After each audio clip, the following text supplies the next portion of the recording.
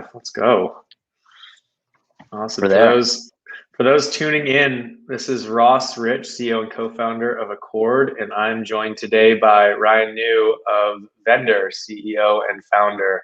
Awesome, Ryan. Maybe you want to say a few words about yourself and Vendr, then we can kick things off for those watching right now and tuning in. Sure. Thanks for having me. This is my first LinkedIn Live, so looking forward to it. But Ryan Neu, founder of Vendr, started the company 2.5 years ago. We can go into more details if you'd like. But we're based out of Boston and Charleston, South Carolina. And we are a Series A company with about 100 employees. Awesome. Yeah, excited to dig into that Series A that you just mentioned and hear a bit more about the last 2.5 years and how you got here. For those tuning in as well, probably know me, Ross Rich, of Accord, customer collaboration platform for B2B sales, onboarding, and success. And today we are going to be talking about the journey of a founder, specifically one I'm excited about because someone that moved from the world of sales to CEO, which is a very different, in a lot of ways different, in a lot of ways the same kind of thing.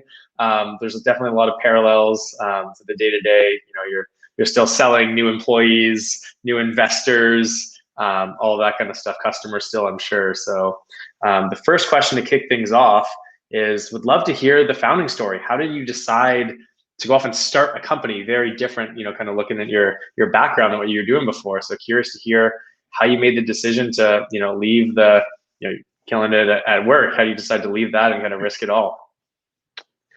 Yeah, so Vendr wasn't the first time. I had, ever since a young age, I had always known that I wanted to start my own company. Unfortunately, I didn't know how to do it and tried a bunch of times in the past, throughout the past probably 15 years. Everything from in college, we tried to do like a leaf cleaning business called Leaf It to Us, like a solid name right there. Love that pun. We had one customer, and then like a day of raking, we're like, no, we're done with this. But then it evolved, and then after I actually tried like real startups that failed in the past. One was called Blogger Offer.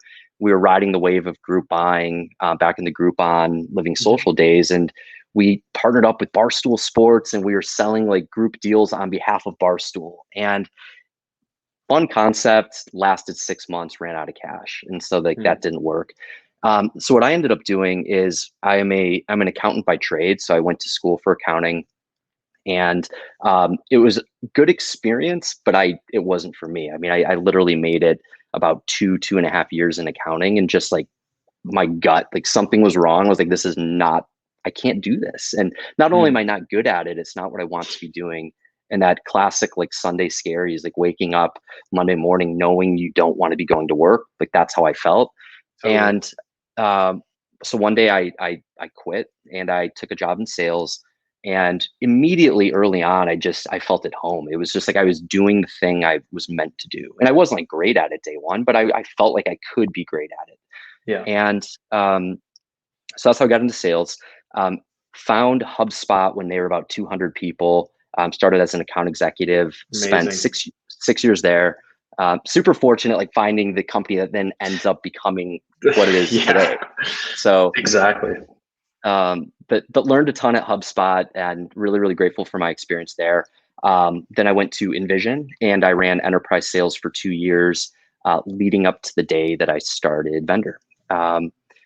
So the quick 2 cents on that, like how I got from sales career to Vendr was feeling the inefficiencies of sales firsthand. It always blew my mind. And like specifically at HubSpot at the time, I mean, we had like a 90-day sales cycle, and HubSpot's not that expensive. Like, why would it take 90 days to sell this thing? Yeah. And it was a great product.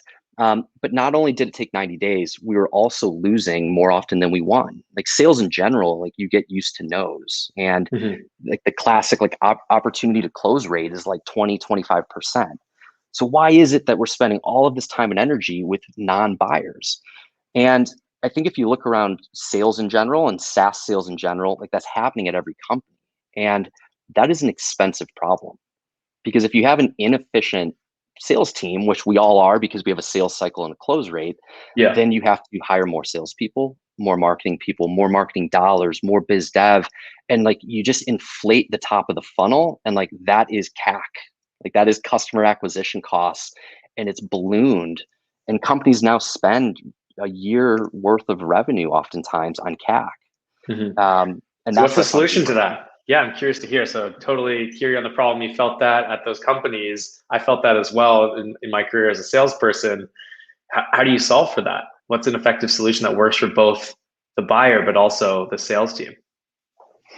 I think there's a lot, right? There's solutions on the supplier side, like the sales side, and there's solutions on the buy side, and Mhm. probably a combination. But like, yeah, I look at what Accord is doing as a very effective solution to make sales more efficient by empowering salespeople with tools to sell better and faster and connect to buyers in a more efficient manner.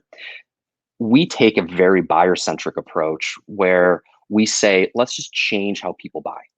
And at first, salespeople are like, "What the heck? You're getting involved in my deal here. Like, what are you doing, Vendr?" Totally. Yeah. And we're changing it, right? We're changing how someone buys. But if you give us the benefit of the doubt, eventually you'll see that it's actually a better process, and it's smoother and it's faster, and you have more certainty and more transparency and more kindness in this process. So I think how you fix CAC is you change the buying process, coupled with much more efficiency on the supply side and the buy side through toolage as well.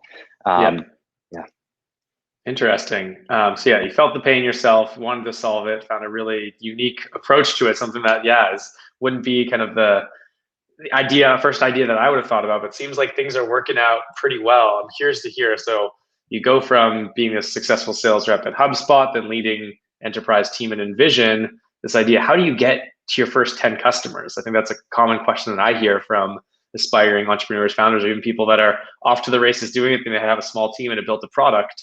How do you think about, especially with an innovative product like this that isn't just a better something else, how do you get people to buy into that vision and start to pay you for something that's so new and different? we had, or at the time when it was just me, like I had a critical advantage in that from my experience at HubSpot, they were creating inbound marketing, and now everyone Mhm. knows inbound marketing. But at the time, no one knew what it was. Like they were creating that category, and so selling it is really hard because you're not just like showing like a Mm. product and saying this is inbound marketing. Like just Yeah, you're gonna love it. You have to sell the story, you have to sell the vision, and you have to sell like the why someone would like take a leap of faith and get onto this movement, get onto the train. We experienced something very similar, right? When you're creating, in our case, like SaaS buying, like there's a better way to buy SaaS, not a better way. It's a new way to buy SaaS. hmm, It's really challenging to articulate that, showing like a shiny bell and whistle, but it's much easier to say, have you experienced these pain points? Have you experienced yeah, that you have a lot of SaaS? Yes. Does that SaaS lead to inefficiencies of time and money? Yes. hmm, Leap of faith, like give us a chance to prove to you that there's this new way. And by the way, over time you'll see that it's also been validated by all of your peers. Like that's the dream, right? Is having, hmm. when you have 100 or 200 or 1,000 customers, you have validation. Day one you don't. Exactly. And on day one for us, I mean, I literally I left Envision to start Vendr, and leaving Envision, they agreed to become customer number one. And Wow. it wasn't even my idea; it was their idea. They said, "We want to support you as an entrepreneur. Like, do you think we're a good fit for what you're creating?" And at the time, I had no idea what the hell I was even creating. So I was like, "I think so." Um, but they gave me a chance, and then it was up Yeah. to me to obviously maintain the business. And then HubSpot was number two, and so my two Wow. former alma maters were the first two customers. And it's not it's not it's it's not just luck in that sense. Like they're giving you a shot because you left on good terms and you actually did your best for that company. And that's a lesson that will always stick with me, is that it's not always easy to leave on good terms. Sometimes like you're on to the next thing, but this one really made a serious it gave us serious momentum early Yeah. on because we had two phenomenal logos, and then we were able to use that to start getting more. That's an awesome story. I had no idea that that was the case, and honestly reminds me a lot of leaving Stripe to start Accord, and they actually led our seed round. And similarly, like zero expectation, didn't even know they were investing in Yeah. companies outside of like potential acquisitions, and asked for advice. And I was like, hey, how can we help? And that's, yeah, so cool. I think it definitely speaks to how you approached working at both those jobs. And yeah, it's easy to, especially if you're starting something after, like to be obsessed with that and to kind of be distracted from your day job. But yeah, that's really cool. You know what? It's like I'm sure every entrepreneur probably has someone in their network or someone they can find that will take a chance on them to be customer number one. And when you get one and you get two, like then it's just laser focus on solving for those customers. Because if you do your job for them and if you make them successful, if you make those people the hero, they will become your best salespeople. And you know, that's what we started to see, which 1 and 2 was hard, and then 3 and 4 got a little easier. And then you wake up and dozens and hundreds later, it's like, wow, it's becoming easier because we're actually hopefully doing our job every single day for our customers, and they will then help us get the next. Totally. That reminds me of one of my favorite quotes from Impossible to Inevitable, which is, yeah, if you can get 1, you can get 2. And if you can get 2, you can get 5, 5 and 10, and 10 and 100. Like, it's just, yeah, the hard part is starting that momentum, which is why I always am interested in hearing how people get their first few customers off the ground. It sounds like you really, you know, they had faith in you. You made them successful. They were great champions for you, and then kind of off to the races. That's awesome. And kind of similar to that, so you're winning these customers, you're making folks successful, really focused on the users. When and how do you know that, you know, you had product market fit and it was the thing to double down on? Obviously, you know, as a founder, you have this intuition that it's the right thing. You wouldn't leave your job if not. You know, you're really motivated about it. But how do you know that this is the market, this is the type of product, the solution for them? What was that feeling for you with Vendr in moment? It's kind of funny. Like I think I ended up on LinkedIn. I made a post probably like a year and a half ago before we had product market fit, being like, this is what product market fit feels like. It's like, I don't think we had it. I think I literally like, we had like a good month and I was like, oh my God, product market fit. And so I don't really know if there is a single moment of we now have product market fit. I do think there was a trend of we had month after month, early days, we closed one customer, then another one the next month, and then maybe another one 2 months later. And like that was kind of our trend line. And then all of a sudden we had a month where we did 3 customers and then we did 5. And like that moment of 3 to 5, and that was actually the start of Y Combinator. So it was summer 19. And I remember that moment having the 5 customers that month, which in retrospect isn't like that, now it's like, that's not like a major milestone, but at the time it was. And I remember the reaction from our batch at YC. They gave me like a standing ovation for that. And I remember like looking around, like, oh my gosh, we are onto something because of the reaction of others with that milestone in a month. And but was that actually product market fit? Probably not. And do we have it now? I still don't know. I mean, I think we're onto something, but I don't necessarily know if I can rack the bats and say we have product market fit. Yeah, curious to hear, what do you think led to that jump from 1, 1, 0, 1, 2 kind of thing to 3, then 5? Was it a better sales process in terms of understanding what to say to who and consistency there? Was it you were able to generate more, like kind of top of the funnel, more conversations with the right people, a focus on a certain ICP, combination of all of them? Just curious to hear what led to kind of that first mini inflection point. Yeah, I think it was probably the perfect storm. We had at the time, accumulated say 4 to 5 customers, and those were going well. And those people were starting to become pretty vocal advocates for us. And if you have 4 or 5, people, great champions at really, really great brands talking about you, that goes a long way. And we were also really intentional about that. Like we knew who we wanted to meet, and we were really, really good at leveraging connections to get to the right person. I think that was it. And that coupled with, with YC, it immediately opened up the door for a lot of great fits within their portfolio. And we were really intentional about starting there on day 1 at YC. And I look back at that time as they helped us think bigger. At the time, we weren't talking about like fixing CAC at all. And they helped us open doors to investors and open doors to customers. And the customer piece is what we felt, I would say, is probably the number one value we felt month 1 of YC. That's awesome. Yeah, I feel like when we went through Y Combinator as well, I think a year after you did, and I feel like at the time, we weren't as focused. Like now, if I go through it again, it's like, okay, here's the, X amount number of alumni companies you want to connect them to. It's kind of like, okay, we're really passionate about this problem and this is the solution. And like, sounds like a little less focused on, okay, these are our two core customers. We want more like them. We're going to be really focused here. But yeah, that's awesome. That benefit was there. What's funny about that is we didn't really have a choice, because at the time we didn't have a product team.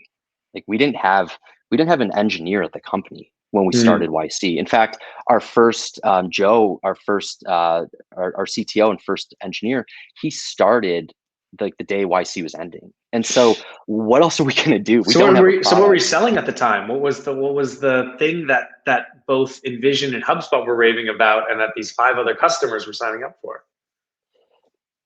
We were selling ourselves. We were selling our knowledge on SaaS and our ability to help companies buy it and save time and save money. And at the time, you can do it it didn't require product. Now it does. Like it would be impossible for us to do our job today without product. But early days, I mean, gosh, talk about doing things that don't scale. I think the partners at YC and all of our peers are like, what are you doing? Like go build an engineering team yesterday. And I kept saying, no, like we'll be okay. And like looking back, I mean, gosh, I wish I listened to that advice, because we were able to sell it and we were able to service it, but we were not able to service it scalably. Yeah, well, I love the quote of your greatest strength is also your greatest weakness. It sounds like, and similarly, like my brother and I, at the start, we couldn't build a thing. We got a lot further in terms of understanding the problem and our users and what exactly we're solving and the expertise like you had. But then your greatest strength, again, you're building later and you have to, gather that expertise and a bit slower there. So that definitely resonates with our story as well. Well, definitely want to get to this question, kind of where are you at today? A lot of folks, made a ton of noise about your Series A massive round. Huge congrats to that. I know a lot of people say it's mixed, like, funding's a huge milestone versus like, oh, it's just, nowadays it doesn't matter that much. But I think it is a moment, validation in the market. If you're out there with just an idea to get to this point, I think that's a huge moment and an opportunity to celebrate with the team that got you there and your customers. Would love to hear, from you how that came together, and what's going to come with that infusion of cash. Yeah, I mean, I'm with you on that. I think for us, the Series A was a major milestone. I mean, even like the portion of seed companies that make it to Series A, it's like a fraction, right? And so it is a moment to celebrate, and we did, and we were super excited, super proud. We had a ton of fun with it. That's awesome. But on the flip side, then you also wake up the next day, but maybe the next month, and you realize that like that traffic boom, like, that goes away, and you go down to a number where probably higher than where you were before, but that thing comes down and it flatlines again. And then you realize that the capital is, at least for our jobs, I would say it's probably our number one job. Like, don't run out of money. And, for us, like for me personally, like that's what I'm most proud of is like, I now know that we can continue building the company that we've always wanted to. Totally. Which I think where you're going with that or asking is like, where are we today versus like kind of where does it go? And we started Vendr with an idea that we can help companies save time and money buying SaaS. And we laugh about this internally because from the outside, we look like negotiation services or procurement. And while like I totally understand that, we don't think SaaS should be negotiable. Which is pretty funny to think about. Like if we're in the business of negotiating SaaS. Yeah, because as an outsider, I definitely think about, okay, so it's a company, instead of your team doing that, they're going to know the rates and they're going to negotiate on your behalf or procure on your behalf, and that's it. But I'm curious to hear what that vision kind of, outside of, myself that doesn't have the same brain as yours, what does that mean to you in improving the way that people buy SaaS? Yeah. I think by giving, like when I was a salesperson in a previous life, giving me the power to decide what a customer pays, I think is strange. Like as a salesperson, I found that to be odd. Like, why do I get to dictate what this person pays versus what that person pays? Oftentimes because of my quota. Like, it just doesn't make sense. And as companies have moved to being more and more customer centric, I think one of the things that's still out there is pricing and packaging and like how they actually sell. And that piece to me never made sense. I think there's a much better way. And I think the better way is price consistency and transparency. Got it. And it's not just about knowing what other people have paid. In fact, it doesn't really have anything to do with that. It's about being transparent about how you can maximize the price. Yeah. And if companies take the onus of that, we don't have to play the game of negotiating. And like, we don't want to play that game. We want to enable frictionless buying, right? We want to enable transactions, not play the game of negotiating. So I would say that's probably the biggest difference of like how we appear versus like internally, like what we talk about.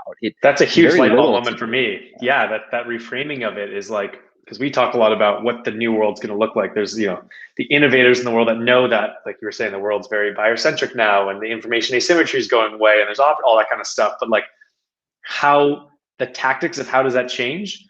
Like you're saying, price consistency, that's massive. And it's a lever that isn't going to go away organically. There are going to be other options like the vendors of the world that are going to force kind of the old school sales way of, you have an AE who can decide the price for this company based on their quota. It should be, more thoughtful than that. And that's, you know, these changes are going to, again, happen by themselves. They're going to be disruptors in the space like yours that are going to help buyers kind of move towards that world that makes more sense. It probably benefits the right sales teams too, and the right companies that are building the right products, and forces their hand in a way to do the right thing for them, not just for the buyer. So I really like that. Yeah, I'm with you on that, where I think you wake up 5 years from now or however long it takes, and you recognize that, oh my gosh, this new way is 10 times better. We're able to sell more stuff. We're able to do, we should be able to like 10x quotas, right? If you eliminate the waste, the efficiency waste, you should be able to 10x quotas. And salespeople should be able to make 10x more, because every conversation they have is a transaction conversation. Yeah, I couldn't agree more. And we're trying to do that from behavioral changes on the sales side. And it sounds like, you're taking an awesome, also very buyer-centric approach to that. I think we got time maybe for one more question here. If you could go back to day one and give yourself 3 years ago one piece of advice before starting Vendr, what would that be? I would give myself two pieces if I'm able to. Yeah, you can do that. I would say the first is on the hiring front, business operations, marketing, rev ops. I would have done that day one. I really would have. Really? We waited until we needed it, and I would have done it much sooner, because the momentum we could have created in the first year would have been then serving us in year two. We waited way too late. So I would have started that day one, including engineering. Most people start engineering day one. For some reason, we didn't. The second piece is I would force myself to think bigger day one and actually document the vision and the North Star, knowing it might change. The company needed it early on. When we were like a team of 5, team of 10, everyone wanted it. And I was just like, no, we'll get there. It'll come to us over time. But no, that was on me day one. I should have had it. And we have it now. And now that we do, you can just sense that we're all kind of going towards the same thing. And that might alter back and forth a little bit, but it's likely in a similar direction. And what does that look like in terms of how do you articulate that? I think a lot of people talk about the vision, the North Star. I think what's so important of that is actually how you operationalize that, right? How do you beat the drum around that? I'm curious to see what you've learned through kind of developing that for yourself in the company. Yeah, I think one is taking a play out of Benioff's book is assigning like an enemy. And by having, for us at least, we believe the enemy, or the thing that just doesn't make sense, is a sales cycle. The need to prospect. And no one wants to prospect. Like, the need to prospect is there. The enemy is acquisition cost. It's way too high, and that is a very bad thing for companies. If we had that understanding day one, I think it probably would have influenced how we prioritized from a product perspective and a go-to-market perspective. Now that we have it, we can kind of work backwards and say, what do we need to do in order to fix CAC? And we have a clear understanding now. Early days, we didn't. Yeah, no, that's and probably hard to, like you said, find the right one at the beginning, but it is helpful to have some sort of underlying thing. I think for us, what's been helpful and kind of came similarly, like not at the beginning, this idea of vendorship to partnership. It's like the enemy is just, no one wants to be a vendor. It's like a gross word. If you remember you're a rep and like hearing that in the conversation, like, oh, just on with one of the vendors. I'm like, oh God, like that's like my role here. That's what we're doing. No, we're trying to like help you do this and transform your company. So yeah, that's it's a gross word, but a great company name, right? Well, yeah, different. I'm with you though, and I think that's brilliant. Like we think of it the same way, which is you're going into a transaction, right? Like you're going into a partnership. It should never feel like us versus them. Like when I hear like good cop versus bad cop, or more old school mentalities with old school procurement mentalities, it grinds our gears, because like that you should never want to disrupt the other party if you're trying to like have a transaction that helps both of you. Yeah, like a zero-sum game. It's a positive thing, not a negative. Yeah, exactly. Awesome. Well, we're coming up to time. Anything else you want to share with folks that are listening, either live or this will be recorded as well? If you use a lot of SaaS, we can help you. Vendr.com, or shoot me an email, ryan@vendr.com. But no, this is great. Really enjoyed it, and it's always great catching up with you. For sure. All right. Well, take it easy, Ryan. Thanks for joining. All right, Ross. See ya.